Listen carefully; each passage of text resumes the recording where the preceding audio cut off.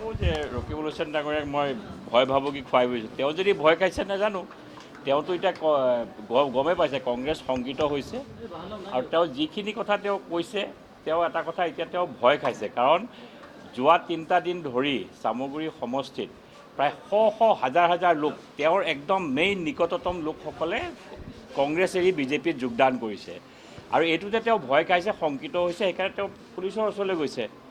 আমিতো একো মিছা কথা কোৱা নাই। চৰকাৰ কাৰ? বিজেপি চৰকাৰ হয় নে নহয়? পুলিচ প্ৰশাসন কাৰ মতে চলিব? বিজেপিৰ মতেহে চলিব। এতিয়াতো কংগ্ৰেছৰ চৰকাৰ চলি থকা নাই, ৰকিবুল হুছেইনৰ মতে এতিয়া পুলিচ চলিব নেকি, নে ৰকিবুল হুছেইনৰ মতে অফিচাৰ চলিব নেকি?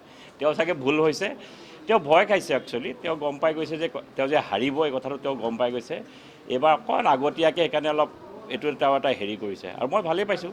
তেওঁ মোৰ ভয়ত যদি ৰকিবুল হুছেইনৰ এইটো অৱস্থা হৈছে, মই গৌৰৱে অনুভৱ কৰিছোঁ। চৰকাৰ আমাৰ, চৰকাৰ বিজেপিৰ নহয় নেকি, নে কংগ্ৰেছৰ চৰকাৰ? কংগ্ৰেছতো চৰকাৰ নহয়। কংগ্ৰেছৰ চৰকাৰ হ'লে কংগ্ৰেছৰ মতে চলিব। এতিয়া বিজেপিৰ চৰকাৰ যেতিয়া প্ৰশাসন কাৰ মতে চলিব? বিজেপিৰ মতে চলিব। এইটো ক'ব লাগে নেকি? 2016ত মই নিৰ্বাচন খেলিছিলোঁ ৰকিবুল হুছেইনৰ এগেইনষ্টত। ৰকিবুল হুছেইনে পুলিচৰ ড্ৰাইভাৰ পৰ্যন্ত ইউজ কৰিছিলে। সেই সময়ত মোৰ গাড়ীত এটেক হৈছিলে। মুখ্যমন্ত্ৰী, বৰ্তমানৰ মুখ্যমন্ত্ৰী ডাঙৰীয়াক পাথৰ মাৰিছিলে ৰকিবুল হুছেইনে। পুলিচ যদি তেওঁলোকে এটেক কৰা নাই বুলি কয়, তাতকৈ আৰু চৰম ফাঁকি কথা নাই। তেওঁ সেইকাৰণে কৈছোঁ, বালিলৈ যি পাত সুগিবলৈ একে পাতে। আজি আমাৰ সময় আমি দেখুৱাইছোঁ, তেতিয়া তেওঁৰ সময় তেওঁ দেখুৱাইছিলে। তেওঁৰ সময় যেতিয়া আহিব তেতিয়া দেখুৱাব।